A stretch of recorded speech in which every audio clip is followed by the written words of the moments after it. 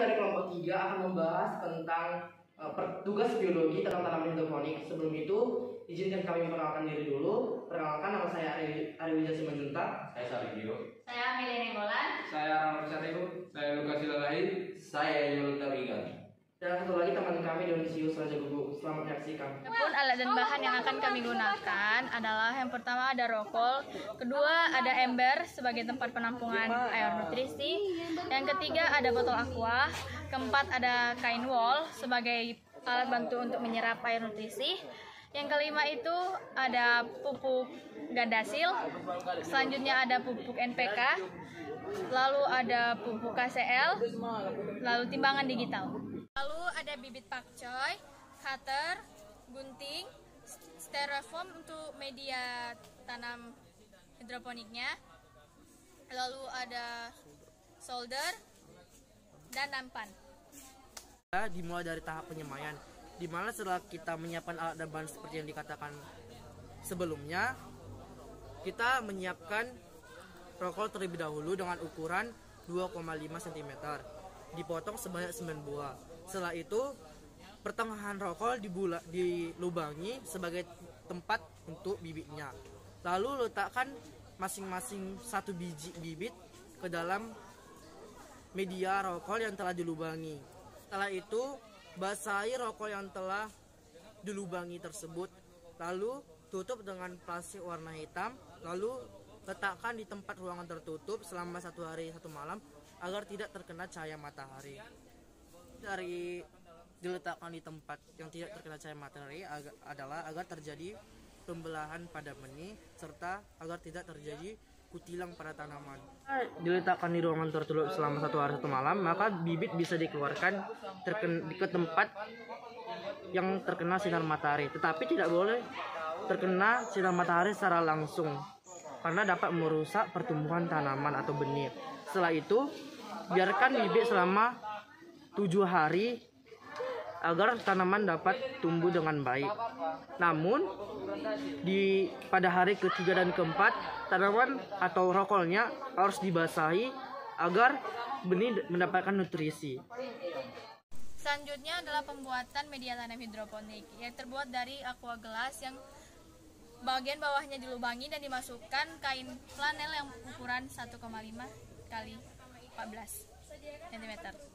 Fungsi dari kain flanel ini adalah untuk menyerap nutrisi secara langsung ke dalam tanaman, karena pada hari pertama hingga hari ke-7 akar dari tanaman belum mampu untuk menyentuh nutrisi secara langsung karena akarnya masih terlalu kecil. Setelah aqua dilubangi dan dimasukkan dengan kain flanel, maka pada hari ke-7 tahap penyemaian, rokol yang berisi dengan tanaman kita dipindahkan ke dalam aqua atau media hidroponik. Setelah dipindahkan, maka tahap selanjutnya adalah kita menyiapkan styrofoamnya. Lubangi styrofoam sesuai dengan ukuran aquanya, lalu dimasukkan. Untuk pembuatan air nutrisinya, setiap pupuk KCL, gandasil, dan NPK ditimbang 10 gram, lalu dicampurkan dengan 10 liter air. Airnya tidak boleh menggunakan air PDAM karena nilai mineral air PDAM adalah di atas 250 dan dapat merusak proses perkembangan tanaman. Selanjutnya, setelah tanaman yang telah dimasukkan ke dalam media hidroponik melainkan styrofoam, maka pindahkan tanaman tersebut ke dalam air nutrisi yang telah dimasukkan ke dalam ember. Letakkan di atas ember dan biarkan hingga berkembang secara terus-menerus. Jangan lupa selalu untuk mengecek tanaman kita. Adapun kesulitan yang kelompok kami alami yaitu pada proses penyemaian, di mana kadangkala bibit yang disemaikan tidak tumbuh atau tidak berkembang sama sekali. Selain itu juga kami telah mengalami kegagalan berkali-kali, sebanyak 2 kali, di mana kami selalu gagal di tahap penyemaian. Di mana pada tahap penyemaian kami tidak membiarkan tanaman tumbuh selama 36 jam, melainkan lewat dari 36 jam, menyebabkan tanaman itu menjadi kutilang. Selain itu juga kesulitan selanjutnya adalah pada tahap perawatan tanaman pada hari ke-6 hingga seterusnya, di mana matahari terlalu ekstrim atau suhunya di atas 32 derajat yang merupakan suhu yang tidak optimum untuk perawatan atau pertumbuhan tanaman hidroponik. Pertanyaan pertama, apakah perbedaan penanaman dengan teknik hidroponik dengan teknik penanaman yang lain?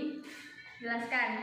Jadi, perbedaan penanaman teknik hidroponik dengan teknik penanaman lainnya itu adalah hidroponik merupakan seni bercocok tanam menggunakan air sebagai media tanamnya dan dibantu media rock wool.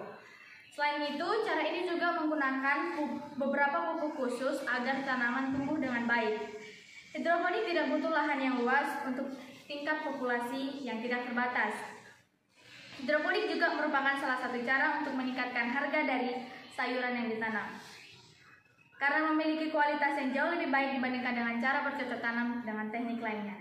Sedangkan penanaman lainnya seperti konvensional, yang dimana media yang digunakan adalah media tanah, sedangkan penanaman lainnya seperti tanaman organik adalah teknik menanam tanpa menggunakan bahan kimia sama sekali. Nomor 2, faktor apakah yang mempengaruhi akar dan batang bertambah panjang, terutama saat perkecambahan? Jawabannya, yang pertama gen dan hormon. Nah, ada pun jenis hormon yaitu hormon auksin berperan untuk memacu proses pemanjangan, pembelahan, dan diferensi sel. Yang kedua, gibberellin itu berperan untuk pembentukan biji serta perkembangan dan berkecambahan embrio. Yang ketiga, etilen berperan untuk pematangan buah dan perontokan daun. Yang keempat, sitokinin yang berperan untuk pembelahan sel atau sitokinesis seperti merangsang pembentukan akar dan cabang tanaman. Yang kelima, asam absisat berperan untuk proses penuaan dan gugurnya daun. Yang keenam, kaolin berperan untuk proses organogenesis tanaman. Yang keenam, asam traumalin berperan untuk regenerasi sel apabila mengalami kerusakan jaringan. Berdasarkan hasil penelitian kami memang betul hormon di atas sangat mempengaruhi akar dan batang pada saat kecambahan, terutama hormon auksin yang berperan untuk merangsang pemanjangan batang.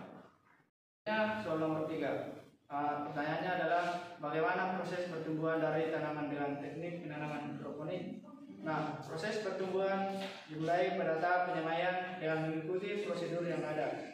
Pada tahap ini, biji diletakkan pada wadah berupa rock wool dan ditutupi oleh plastik atau benda lain agar tidak terkena cahaya matahari selama 36 jam.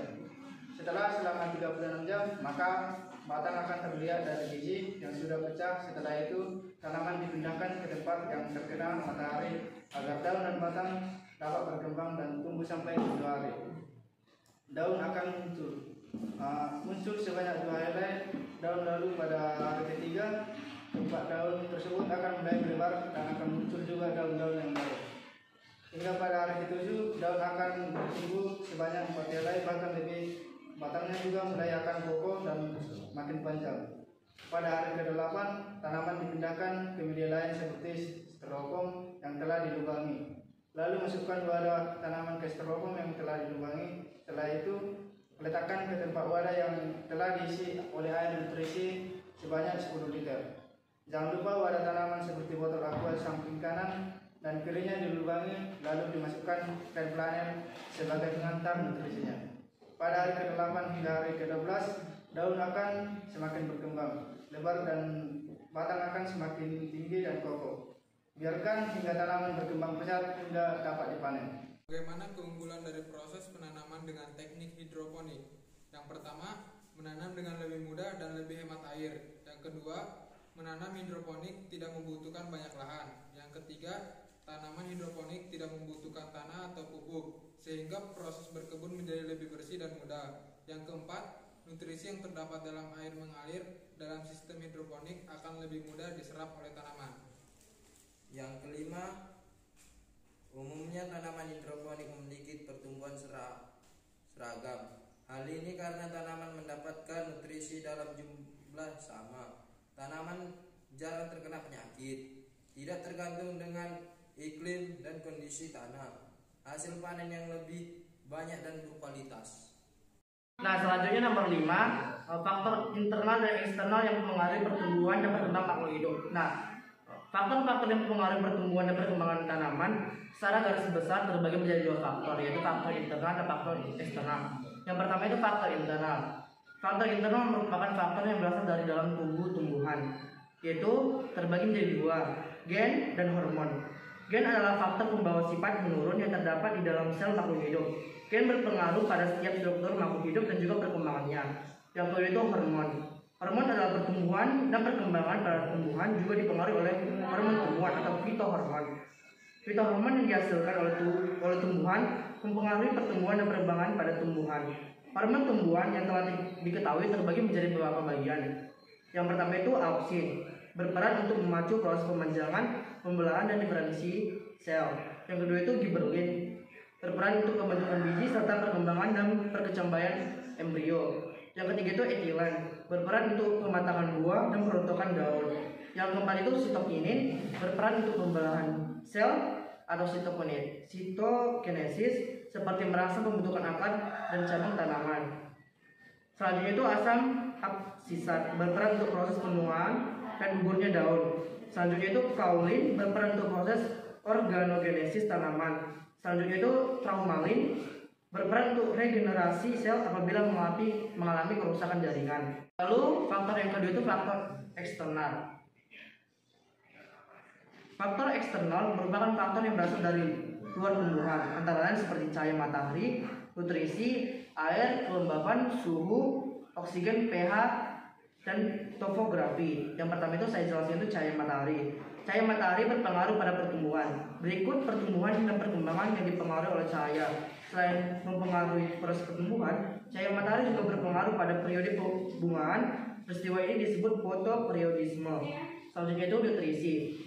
Berikut ini jenis-jenis nutrisi yang dibutuhkan oleh tumbuhan.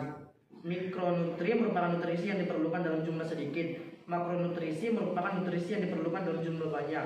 3. Air dan kelembapan. Air dan kelembapan merupakan faktor penting untuk pertumbuhan dan perkembangan. Air sangat dibutuhkan oleh makhluk hidup. Tanpa air, makhluk hidup tidak dapat bertahan hidup. Air merupakan tempat berlangsungnya reaksi-reaksi kimia di dalam tubuh, baik di dalam tubuh tumbuhan. 4. Suhu. Suhu memiliki pengaruh nyata terhadap pertumbuhan dan perkembangan tanaman. Contohnya pada padi yang ditanam pada awal musim kemarau, di mana suhu rata-rata tinggi akan lebih cepat dipanen daripada padi yang pada musim penghujan, di mana suhu rata-rata lebih rendah. Hal ini disebabkan karena semua proses dalam pertumbuhan dan perkembangan seperti penyerapan air, fotosintesis dan penguapan, dan pernapasan pada tanaman dipengaruhi oleh suhu. Yang terakhir adalah oksigen. Oksigen setiap makhluk hidup memerlukan oksigen untuk respirasi aerob di dalam tubuh. Melalui respirasinya, tumbuhan dapat memperoleh energi.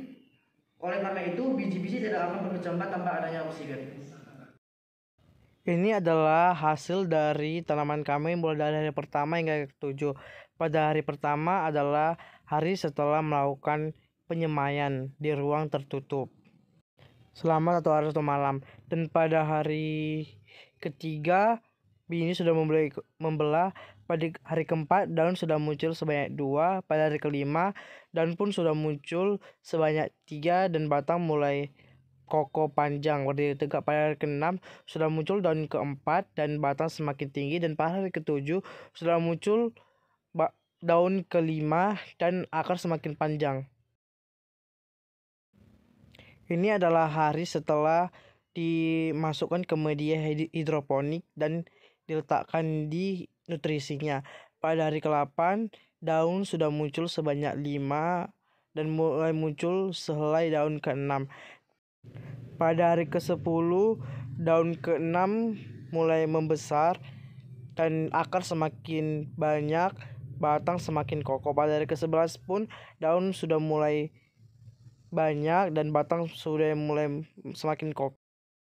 Dan pada hari ke-12 sudah muncul daun ke-7, batang pun mulai semakin panjang dan akar pun mulai semakin panjang. Adapun kesimpulan yang diperoleh dari pembahasan di atas adalah hidroponik adalah istilah yang digunakan untuk menjelaskan beberapa cara bercocok tanam tanpa menggunakan tanah sebagai tempat menanam tanaman. Lebih terjamin kebebasan tanaman dari hama dan penyakit. Tanaman tumbuh lebih cepat dan pemakaian pupuk lebih hemat. Bila ada tanaman yang mati, bisa diganti dengan tanaman baru dengan mudah tanpa akan dan memberikan hasil yang kontinu atau berkelanjutan.